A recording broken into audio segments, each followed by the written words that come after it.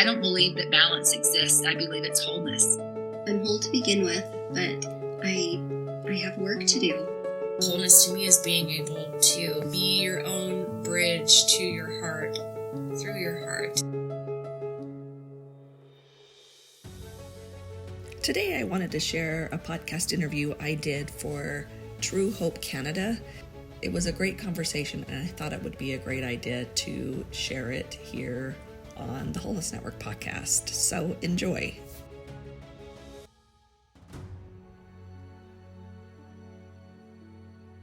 Hello, good day, greetings wherever you are in the world. Thank you for joining True Hope Cast, the official podcast of True Hope Canada. Now, this podcast, True Hope Cast, it really takes a deep dive into mental health's many psychological and physiological aspects. And this is the show for you if you're looking for motivation, inspiration, knowledge, and solutions. And that's really what we're all about here at True Hope Canada.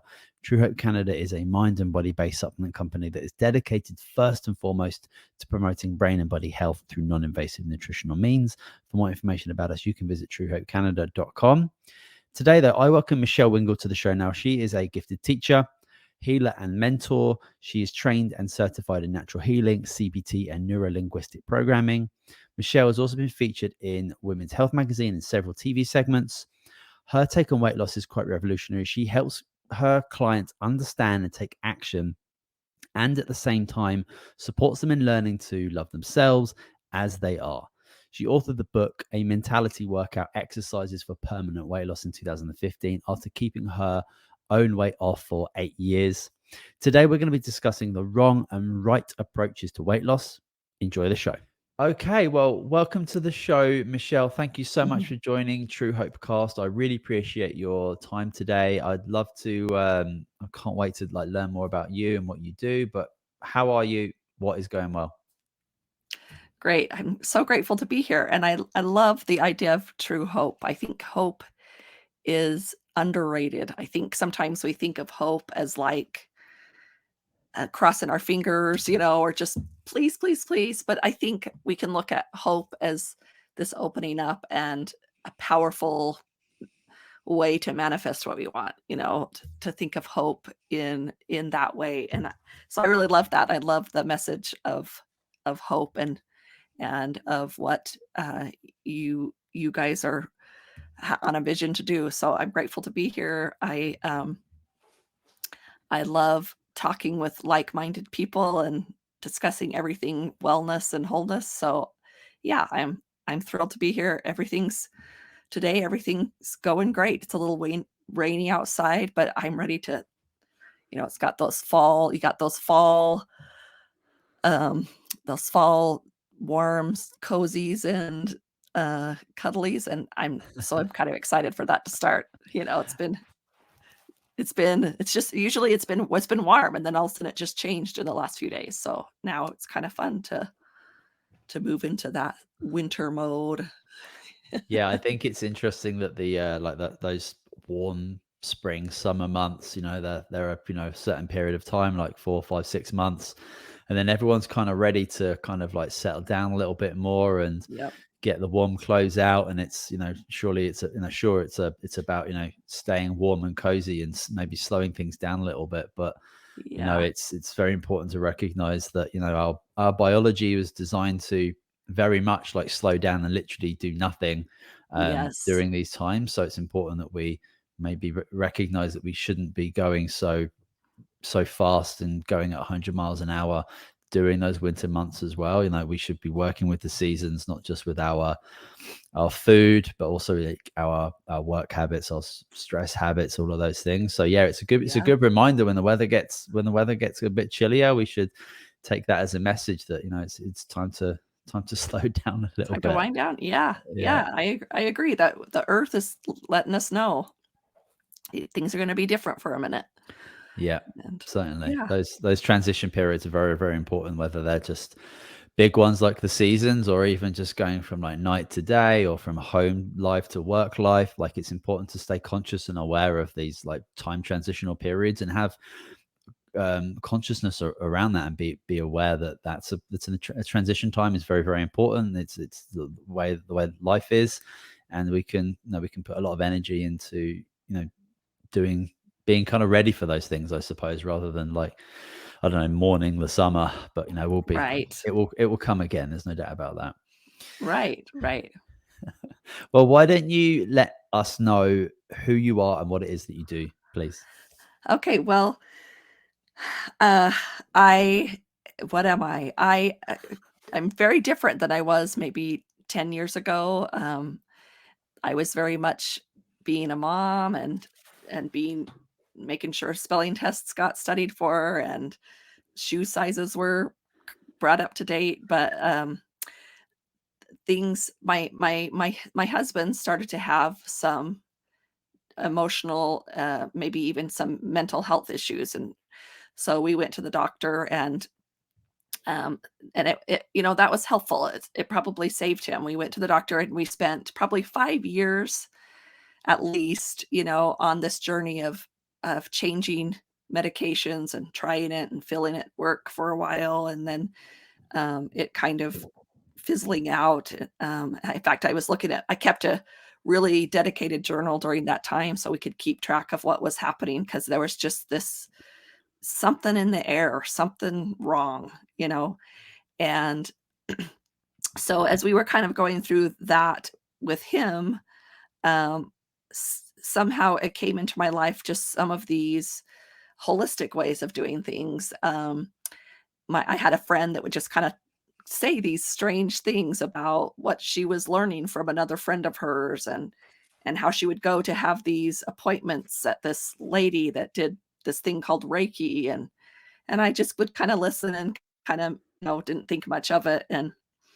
But as things started to not solve all the way through in the medical side of things, it would kind of just come and it would just kind of work for a minute and then not work. I started to listen to her a little bit more, and I've always been inclined to I always had this really um, interest in this idea of who we are and how that how these our experiences affect us and that kind of a thing.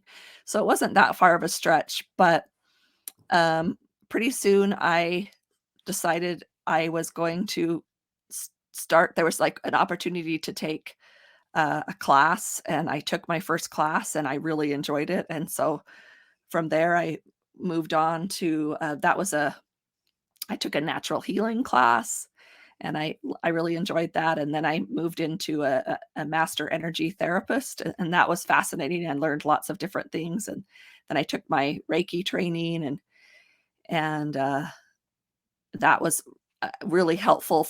I really liked that. That was really a big influence on me and helped me a lot because going through having him go through his thing brought on a lot of my stuff. It was very stressful. It's like sometimes when we have a physical ailment, we have teams of people, that come together and work on that ailment. I use this example. I have a sister, her husband was diagnosed with cancer, and within days of that diagnosis, he had probably 4 or 5 doctors, and they're calling each other, and they're doing their thing to get him taken care of. And it was shocking to me and it was just kind of, I just saw it so plainly when he passed away, she had nothing, and yet I felt like her injury, her wound, her dis-ease, being out of ease in life was just as traumatic to her sense of well-being as his was. She took this hit, and there's just not a process to allow that to be impactful for your life. It's just kind of left up to the person to kind of do that. And I felt that way in dealing with my husband and seeing those kind of things. It was kind of like there was these surface kind of things to help, but there was nothing that I felt went really deep. And until I started to find some of these modalities, and I took a class or a certification called heart centered therapy, and it's very much about looking at these signature points in our lives and how when they're painful, whether that's mental, emotional, physical, or spiritual pain, that comes in, and then to kind of bring ourselves into congruence, we kind of leave part of ourselves behind. So an example would be a lot of times in childhood, this may happen where I get in trouble. Let's say I get in trouble for doing something, and maybe there's some kind of separation that happens, whether that's go to my room or sit on timeout, these kind of things. Well, our human biology wants connection and autonomy. We want two things at the same time. We want to be accepted by our group, and we also want to be a little bit of an individual. Well, in these moments where we're threatened with that separation, a lot of times we say to ourselves, "Oh, I got to be different so that that never happens again." And so we kind of leave behind the little pieces of ourselves. So if I get in trouble, then here's this a simple example. Then, in order to make sense of that feeling I have and to protect myself from it happening again, then I accept that I was bad in that moment, let's say. And so in order to accept that truth of I am bad, then maybe we'll let go of I'm good, and we kind of compartmentalize somewhere, put that deep away so that now things make sense in the world. We can make sense of our lives and we can move forward. And so we fragment a little bit. And so a lot of what I do is going back and finding those moments where we have fragmented the truth of ourselves and bring it back into wholeness, and to feel like we're whole, and to recognize that we're always whole, but that it's also we are always whole, and it's a continuous process. It's kind of a little bit of a paradox, but that when we in a session or working with someone, we can bring those together until they can feel that way, till they can feel whole, they can accept their wholeness, and restore those aspects of themselves. And I a while back, probably about 2008, 2009, I lost a bunch of weight. I lost a bunch of weight, and I've since written a book about it, just kind of what it was, but it was a real full body, emotional, mental, spiritual, physical experience. And I was featured in Women's Health magazine, and we ended up doing about 6 hours of interviews for this poor woman, trying to understand what I had done to lose weight. She wanted to know what I ate and how much I exercised, and I I kept track of what I ate, but I didn't restrict things particularly, and I didn't exercise hours a day. And so because it was just this whole change about the way I thought about things, not just food, but about my possibilities, about my worth. All of those were part of this journey. And and so talking to her, and I'd have other people come up, well, how did you do it? How did you do it? And they just kind of want this recipe that they can follow. And so I was sitting there trying to think about that, and I was trying to come up with a way that I could explain this to someone else, and all of a sudden this question kind of popped in my head that said, we always talk about emotional eating. What if that emotional eating is that weight from emotional eating lives in a place called the emotional body? And it was just this weird kind of different way of thinking that I hadn't ever thought about, but it just kind of like separated within myself these four bodies: the mental body, which is our thoughts, beliefs, the way we view the world cognitively; this emotional body that is our feeling. And I mean, it's almost the core of who we are. We had emotions long before we could cognitively think about something. We have this spiritual body, this part of us that knows there's something bigger than us. I love Carolyn Miss says their spiritual is the part of us that is connected to hope. I think that's a great example. Just this part of us that's connected, and that finds meaning in things. There's that piece of us that finds meaning in things, and we each see things differently when it comes to that part of who we are. And the big kicker was when I came to that physical body and I realized that those thoughts and beliefs, those emotions, and that connection and meaning, I experienced those things physically in my body through sensations. And that body, which for so many of us is we are shameful of our bodies, or we are think they're not beautiful, or we judge them, and to really realize that this is one of our biggest tools for experience, because we come in through sensation. We take in information through our senses, but we also process through sensations. If I have a big sense of love or hope, I am feeling that in my body through sensations, even more than, this linear cognitive experience in my head. I am really sensing that expression. And so taking care of that physical body became something very different for me. It became taking care of that tool, that vessel that can support me in having all these other areas show up in health, to be, because if my body is not in good shape, like if it's not receiving the messages correctly, then I'm having a very different experience, and I think the key in understanding ourselves a little more is to move into the body and to get familiar with those sensations, get familiar with those parts that are in need of of help or healing. And so many times those sensations have gotten maybe they've gotten overpowering at some point, and so we cut off our body, we don't feel those sensations, and we stay up in our mind, and that's a lot of pain that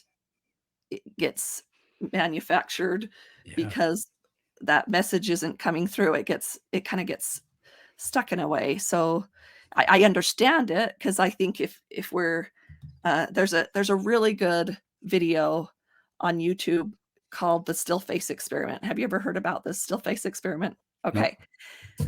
So they've repeated this experiment hundreds and hundreds of times, and it's really fascinating.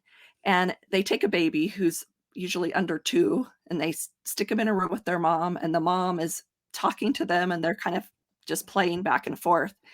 And they ask the mom to go still face. They ask her to just not have any expression. So she's not angry, she's not upset, she just has no affect.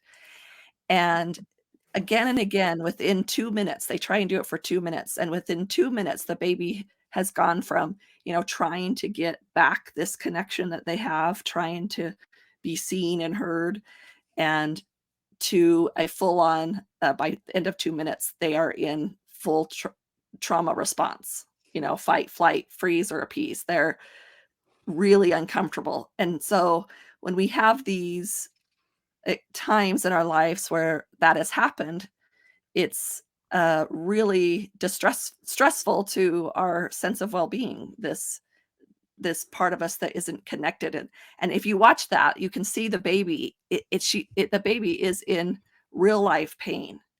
And if you had to be put inside that much pain for longer than 2 minutes, it would be really easy to cut off and to not feel anymore.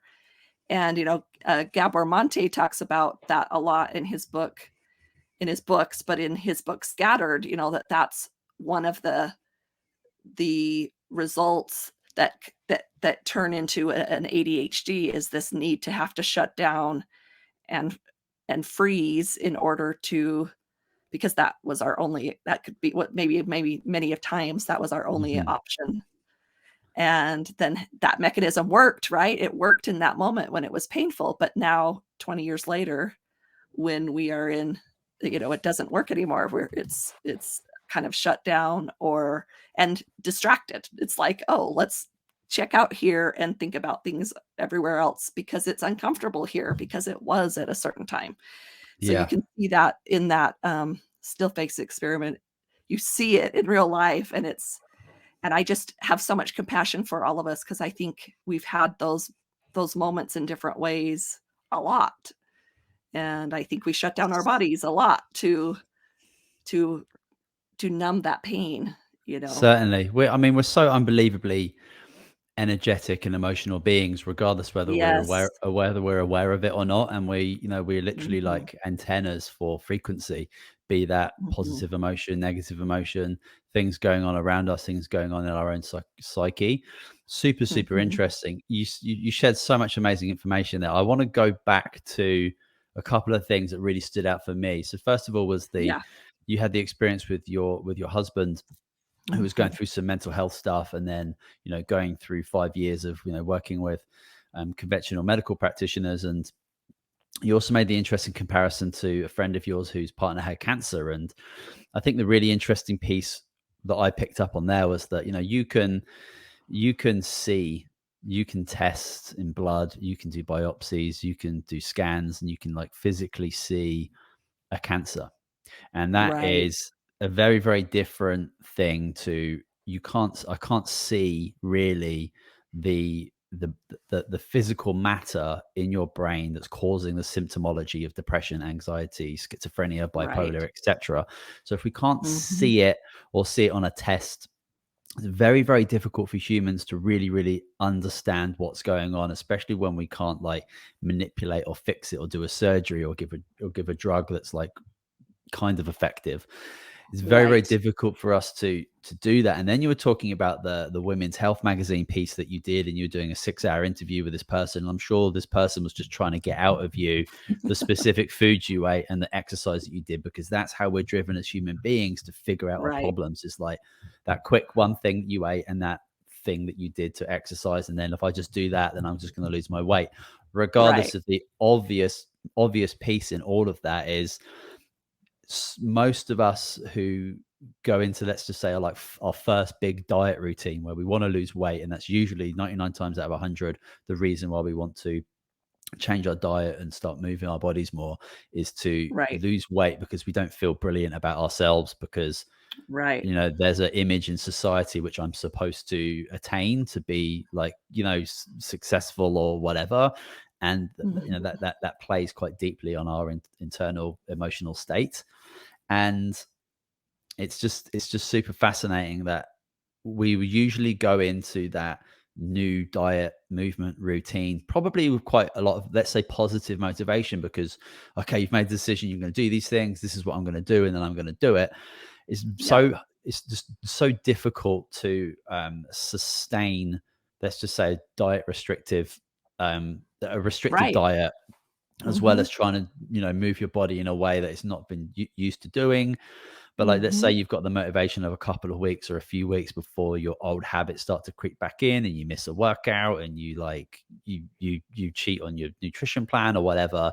Let's just take Mhm. January every year as a prime example, and Yeah. think how many people like sign up for a gym for a year and they stop going after 3 weeks, right? Because the Yep. motivation is pure, it's good, it's great, but it's not deep enough. It's not got Mhm. the emotional integrity and emotional power that it would Yeah. be if you had so much more like wrapped around it. And I'm sure, like, when this person was interviewing you, trying to figure out like what it is that you did to lose all this weight and feel good, and then it's very difficult to obviously put a formula on that, but like, Mhm. it clearly sounds like you had your emotional integrity intact around those changes. Because I've done, I studied nutrition like 8 years ago, and at the beginning I was trying all these diets, I was trying all these ridiculous like master cleanse and all these things. I wanted to just try it to see what it Yeah. was like, because Yeah. I didn't want to recommend something to somebody without having done it myself.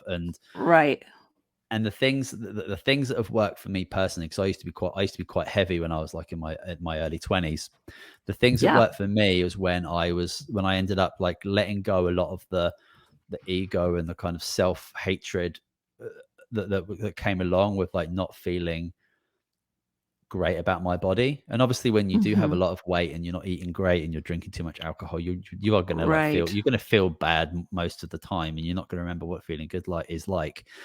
And when I let go of a lot of those things, and I started to live in a lot more gratitude, happiness, and joy, and I let go of some of the self-judgmental stuff, I wasn't really doing too much different with my diet, and I wasn't really doing that much more exercise. It was literally, I was just changing. I was doing I'd say I was just doing an emotional cleanse. I was living more in Yeah.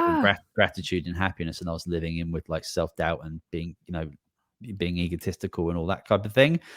And Hmm. my body was just like, just working in a different way. And that must have been so difficult to explain Right. to somebody who probably interviews people on a weekly basis on the latest diet fads and all this, and they're Right. just looking for like, what's the simple formula? What can I put on the magazine this week to, Yeah. get trending? So like, did Yeah. you ever come up with like explaining that energetic kind of formula piece wrapped around those changes?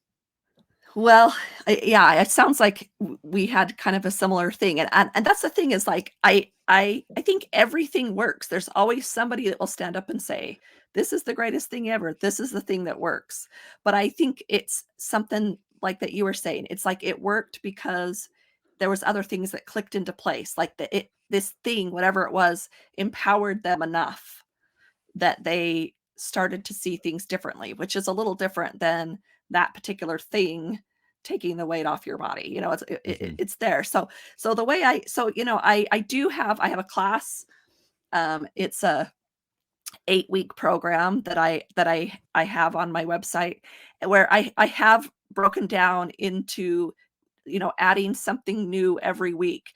But in the classes that I teach, they all have different principles to them. So for instance, week 1 is start taking some kind of a multivitamin, some kind of a supplement. That's it. Like, and the goal is, and I talk about this, I said the goal is because what I want you to do, I want you to have in your mind and in your psyche and in your whole soul, I am doing everything I'm supposed to do, so that those do's and don'ts can kind of go away. Do you know what I mean? Because, Oh yeah. like you said, you get that motivation and you're like, yeah, yeah, I'm not doing that. I'm not doing that. And uh, the human biology, our humanness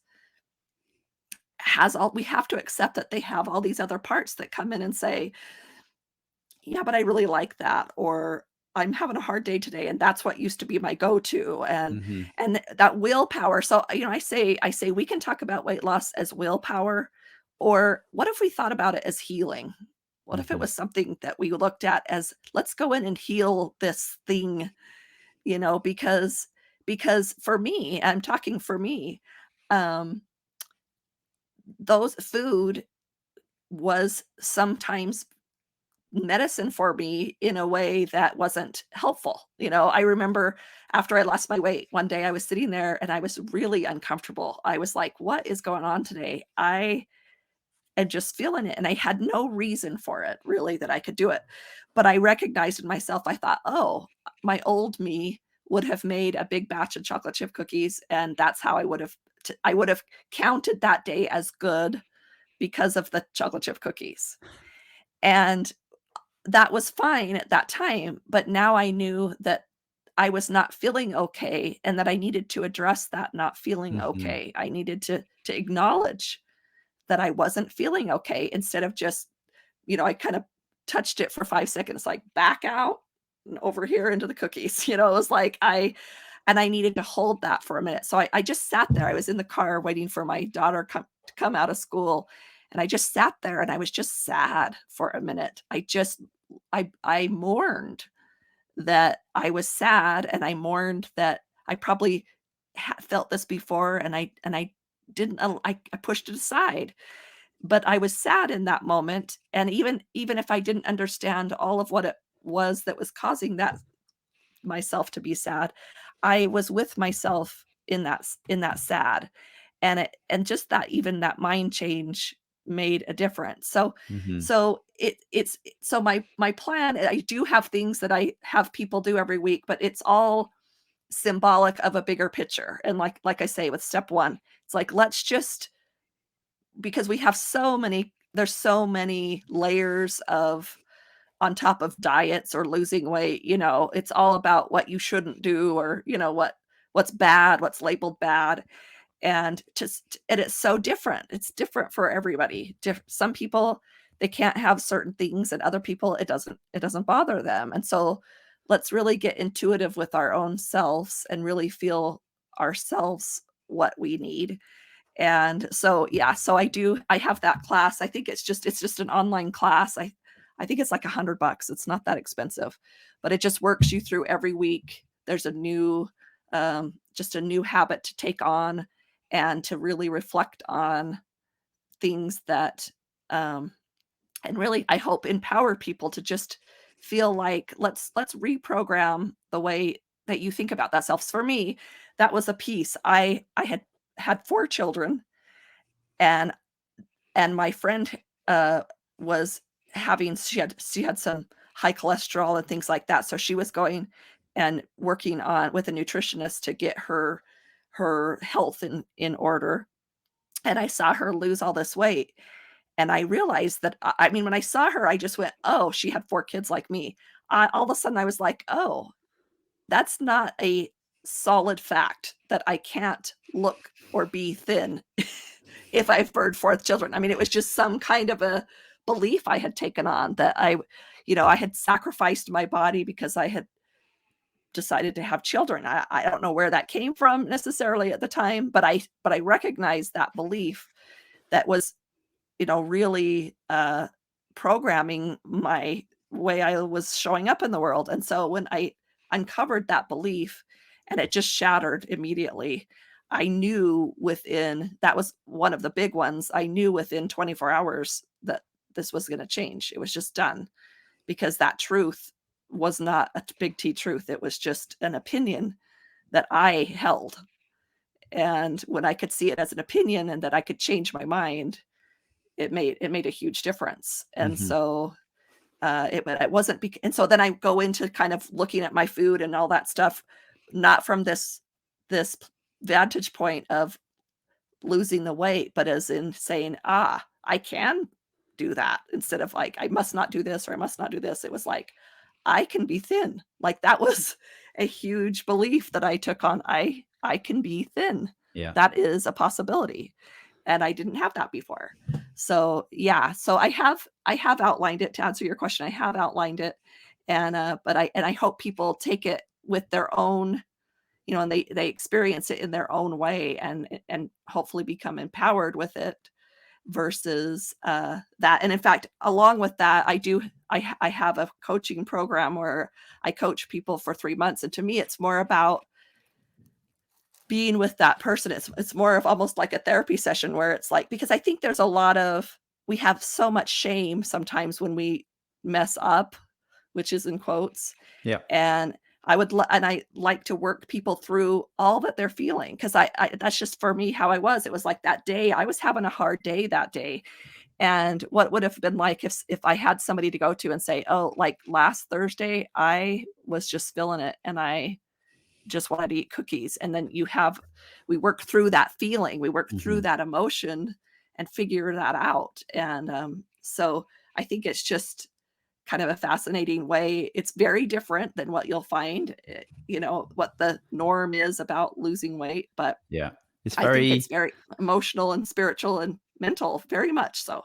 Oh, totally. Yeah. And it's interesting that there's many practices, like many therapies. I think CBT does this. I'm a little not too up to date with my CBT training, but like going backwards from the behavior, right? So you're talking about like the behavior of like making cookies or going to buy cookies and then just like smashing them in 10 minutes, like what that's a behavior that is a result of a particular set of thoughts and emotions, and something that's going on, right? So like backtracking that to the original thoughts that come up, and like, is there actually any validity to these thoughts that come up for me? And I suppose once you start analyzing those, you can actually, because you're always going to feel times of sadness, you're always going to feel times of anxiety and depression, but can you give yourself an alternative behavior that is going to benefit you a little bit better? Like at the end of the day, like I think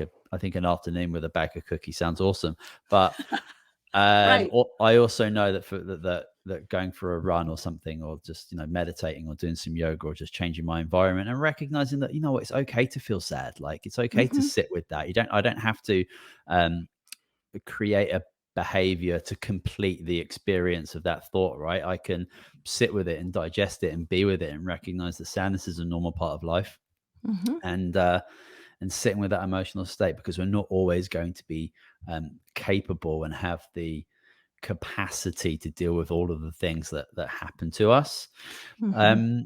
I just want to ask you about, because we're just gliding through this podcast at the moment, and there's a Yeah. bunch of things I want to talk to you about weight loss, but this has been awesome so far. Maybe we can get you back on and continue this further. But I want to ask Great. you, what do we clearly have wrong about like our conventional understanding of weight loss? And I'm talking about those like men's health magazines and the women's health magazines and the horrific YouTube ads that I see about getting abs in 6 weeks. Like, what do we Yes. have so fundamentally, unbelievably wrong? And why is it so? There must be a reason why that same type of publication is being pumped out there, because people Mm, read it and they want to grab that quick fix. So like, what do we have wrong, and why is it yeah. why is the narrative not changing? I think number one thing that we have wrong is, like you mentioned before, a specific standard of what is acceptable.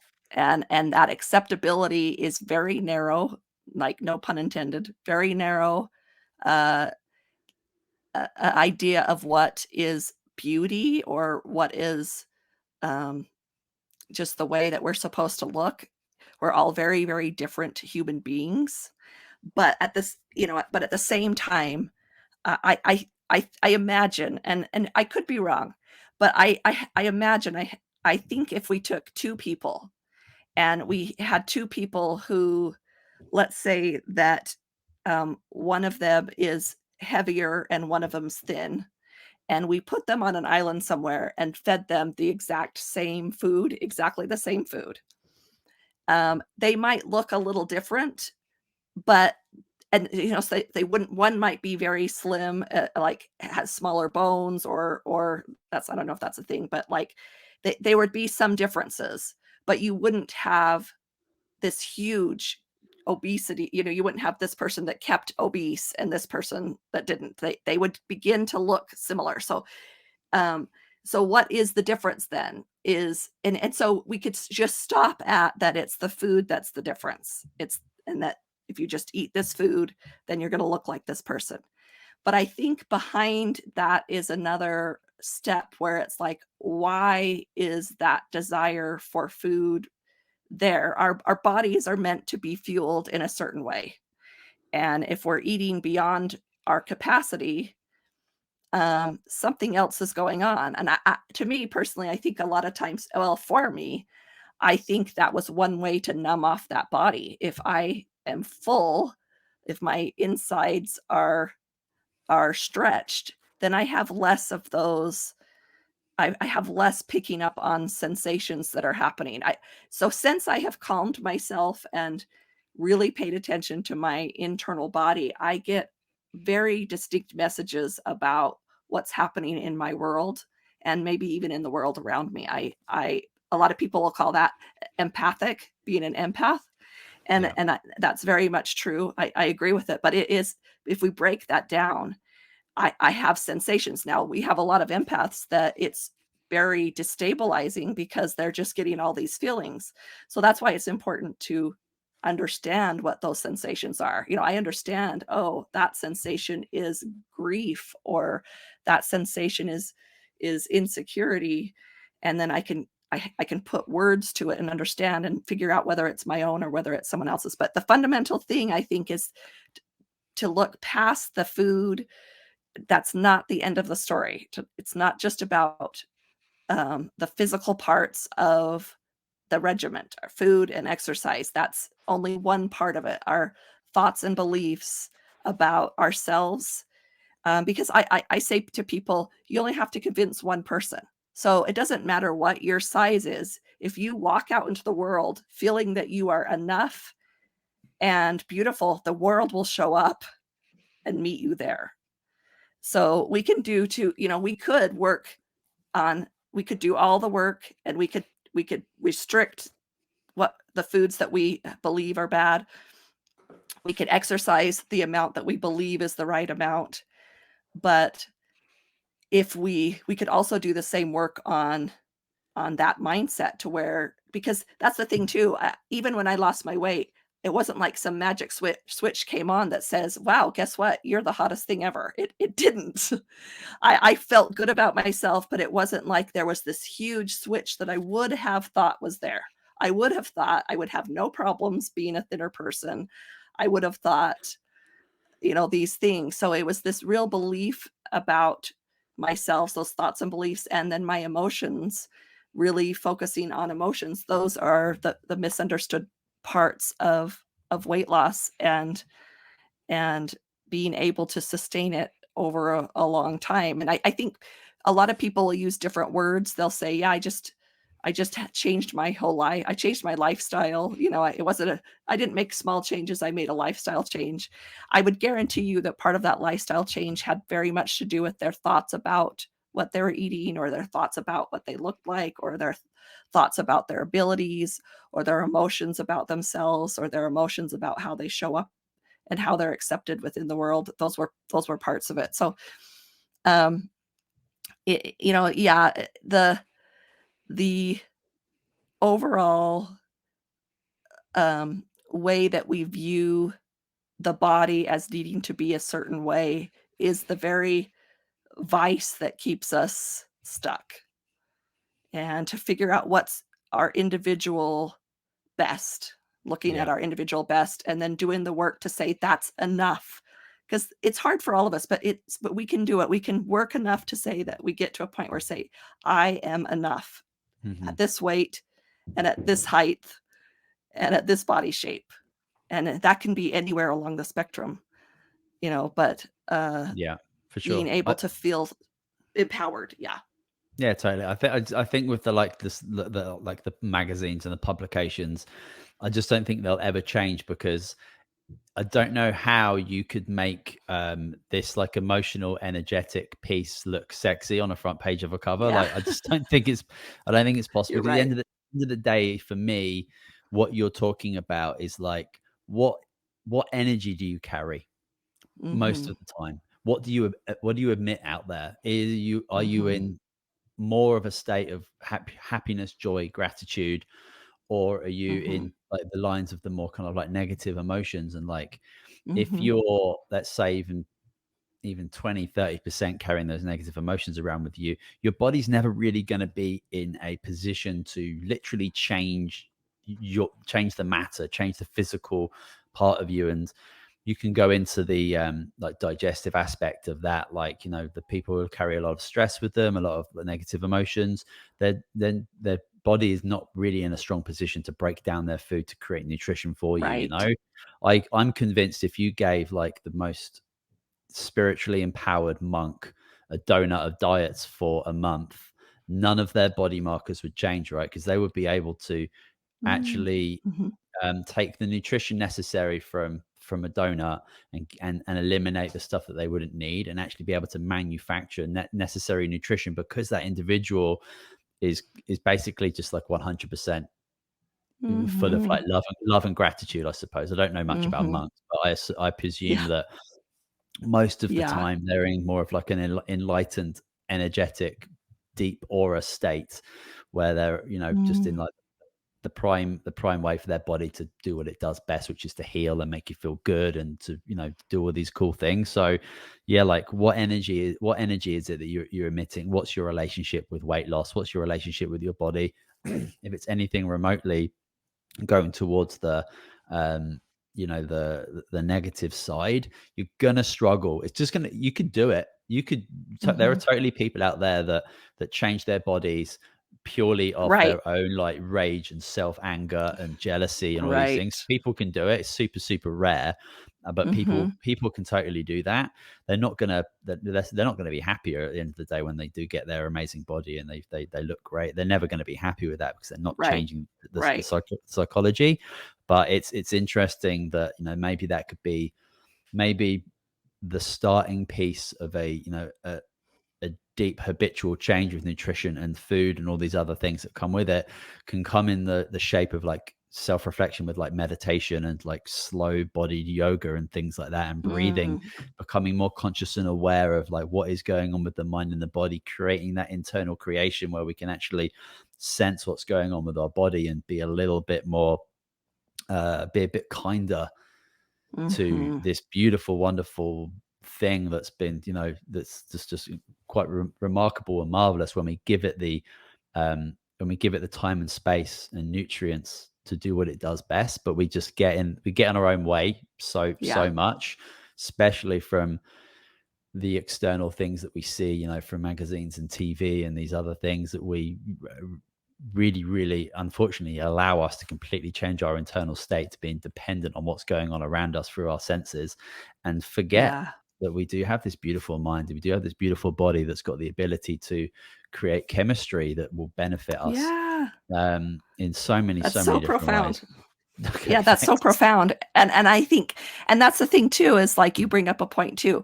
We can move into, we do almost the same thing with that energy that we're emitted, where we kind of say, okay, I've got to emit good energy, good energy, good energy. Well, there's the same wound there, you know, like let's look at it like, you know, sometimes we can, so we go on this like, I've done this myself, you know, you go on this like positive attitude diet, you know, like I'm going to have a positive attitude. I'm going to have a positive attitude. And it's like, and then when you can't, or when you're having a hard day, then we go into shame because we're not doing it right. Well, what if we can't do it for a good reason? You know what I mean? What if in that moment we had, like you say, some compassion for ourselves, that we're having a hard time right now? And for me, I've always done better having a practitioner help me through that. It just is to have someone else work me through those feelings has just been beneficial to me, because sometimes when I'm in my own head, you know, I don't know what's left and what's right sometimes, because you're just in that state. But you know, like again, like just sometimes getting that positive, we need help even getting that positive attitude. And it makes sense when we understand some of these, like I talked about before, when we talk about some of these missing pieces that we've lost along our way. You know, like the example I gave, how can I ever feel like I would be good if I had kind of compartmentalized that away, put that away somewhere? You know, my psyche had taken that belief that I was good and shut it down. And then I'm expected to be good. I can pretend, I know how to act like I'm good. I'm aware of that, but do I feel it? No. And how empowering that is to actually just really authentically have those positive emotions part of our toolbox. And sometimes we need help with that. Sometimes that, and I think it's interesting. Sometimes that has happened from a nutritional standpoint, and then sometimes it's happening, and you know, and that the nutrition is missing, so we need to bring that in to support that. And it's like a circular thing, and then that sometimes that nutrient comes in, and then we're able to see that we have these emotions, or we're able to, you know, have the ability to um we it's like when one of the bodies is really depleted, I can't help support this balanced way of being. And so when each body's in full flow, then they can support each other. So I think it's fantastic that you guys have taken on that role of being that really important food nutrient that can support that part, so that now that part can also support this part, and then it can support this part. Our health is the number one thing. If our health isn't in flow, isn't in check, that's going to take a lot of our capacity. That just is. So it's really important to look at health in an important way. And if we can't get to that health, understand why we can't get there. Like, what's stopping us? Yeah, we just see some miraculous things, especially with Empower Plus, which is our broad spectrum micronutrient, our flagship product. We see so many profound, very quick changes within all types of people across, let's say, the spectrum of mental disorders, because we're reestablishing the more common nutrient deficiencies, especially mineral deficiencies that we see with a lot of people. And you know, a lot of people who are either like, let's just say, like mildly depressed, or like super like clinically depressed, Mhm. it's gonna be very, very difficult for those individuals to even think about like eating a decent meal, or Right. even their bodies to even have the physical capability of breaking a good meal down. Like you could be pretty depressed or even mildly depressed and eat a really great, nice organic meal every day. Your body's Mhm. not going to be able to get the nutrients available for it. And Right.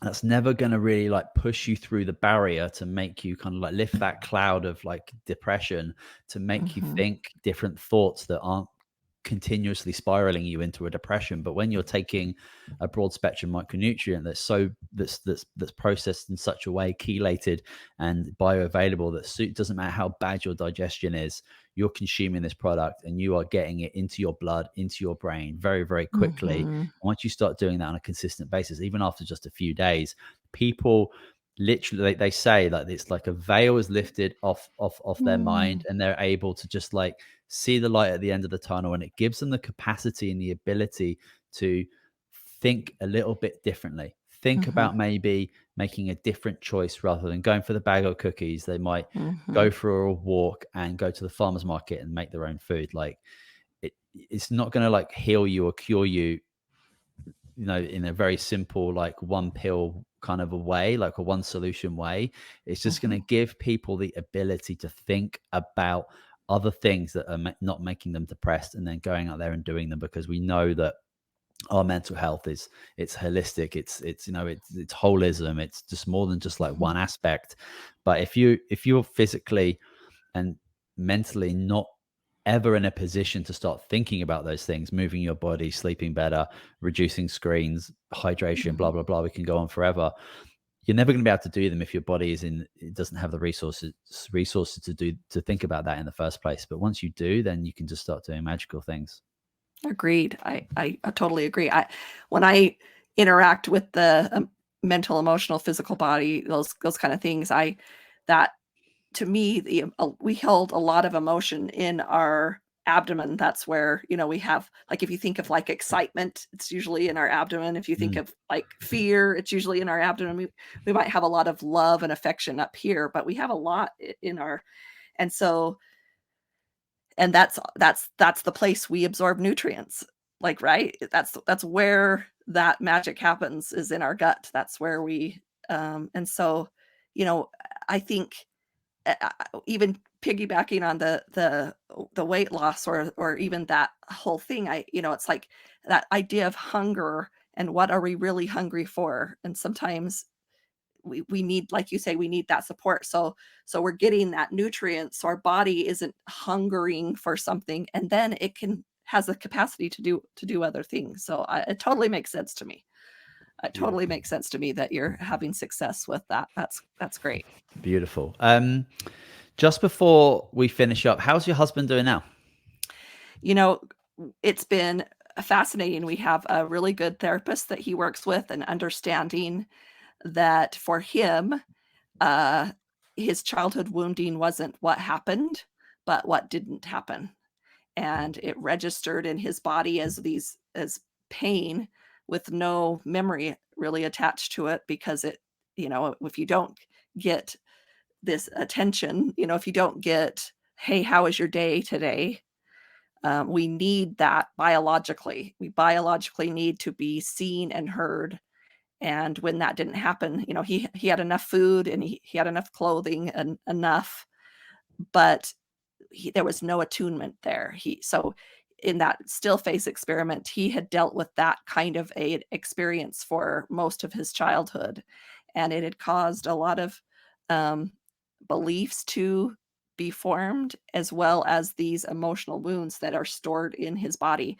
So working through some of those things, learning about the ACE score. I don't know if you know anything about that the ACE study, which is adverse childhood experiences, and how they can correlate those experiences in childhood up against some of these diseases.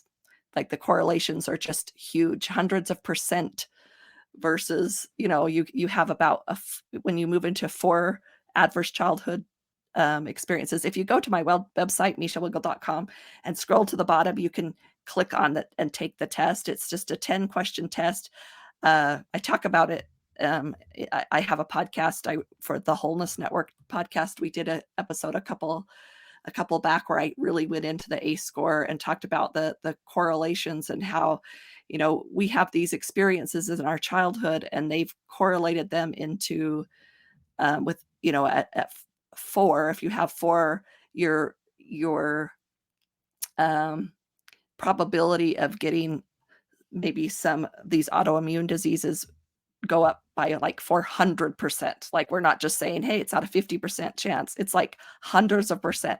The suicide rate is up 1,200%. And the thing is these things, it's not just that happen to us, but they are built into the telomeres of our DNA and get passed down through generations. So it might not even been our thing. It might not even been our trauma that we're experiencing. So yeah, thank you for asking. He's doing much better. We're understanding those wounds and how they show up and how this need to be on high alert was what was causing a lot of the depression and anxiety. But it was his nervous system was developed under this state of anxiety, and that became his normal state. His So default, yeah. his default. So, and you can keep up with it for so long, but when we hit, sometimes when we get those 40s, those 40s come and everything starts to slow down. Mm-hmm. But no, I've got to have this.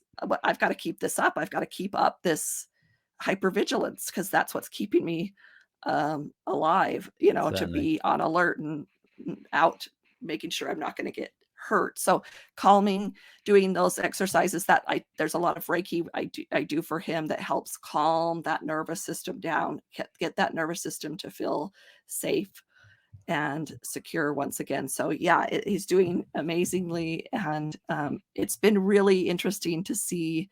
It's really been influential for me to really look at trauma. I've gone back and been trauma trained in a couple different modalities and different areas to really understand trauma and how that affects us and how it's a real, what is considered trauma and what does that look like and and how does it show up and what are our responses. So yeah, thank you for asking. Great. It's doing well. That's great. I'm glad to hear that. So where can people connect with you? Well, I have a website. My website is my name, mishawingle.com. And then I'm an owner of and founder of a great platform called the Wholeness Network. And what we've done there is we've created a library of small videos, 5-10 minutes. We want it to be just easy, but it's like Netflix for wellness. And we've just got a lot of videos in there. We have there's videos you can go along. I've done a bunch of tapping videos, so when you're having some anxiety, you can get on there. I work you through a tapping exercise. We have all kinds of support. It's support for mental, emotional, physical, and spiritual. And then we also have all kinds of emotional things where if I'm feeling depressed or if I'm anxious or if I'm experiencing grief or those kind of things. So it's this video library that we have that's amazing. And we've just started. We added to that this whole new kind of platform. So that was just kind of a video, these videos. And now we've added some live events. So you can go in and we have our experts that come on live. And I'm starting a twice a month gathering online there called Thrive On, where I've created a step program. I think the 12 steps are really, really fascinating. And so I kind of created my own and we were working the steps for whatever you've got going on. Great. And so that's part of the library and it's great. So that's thewholenessnetwork.com. It's where you can go there and just everything wholeness is my passion. Beautiful. That's great. Well, I'll make sure that all those links are available in the show notes for people to connect with you with those programs, those videos, and also your website as well. And I've got your social media tags as well. That's just your name as well. So that's easy. Yep. That's perfect. But thank you so much for coming on to True Hope Cast today. I think we covered some really beautiful topics, and I think we had a great chat. I hope you do. I hope you do too. Yeah, it was a pleasure to be with you. I support all that you're doing. I think you guys are amazing, and I wish and send all my blessings to your work, and I see it as vital to our well-being. So thank you for doing the work. course. Well, thank you so much. Yeah, thank you again. And that is it for this week. Thank you very much for listening, guys. I'll make sure that all those links to connect with Michelle are available in the show notes, so you can get over there and check out her awesome stuff. I implore you to do so. Don't forget to subscribe if you haven't yet. If you're listening on iTunes, leave us a little bit of a review. But that is it for this week on True Hope Cast. We'll see you next week.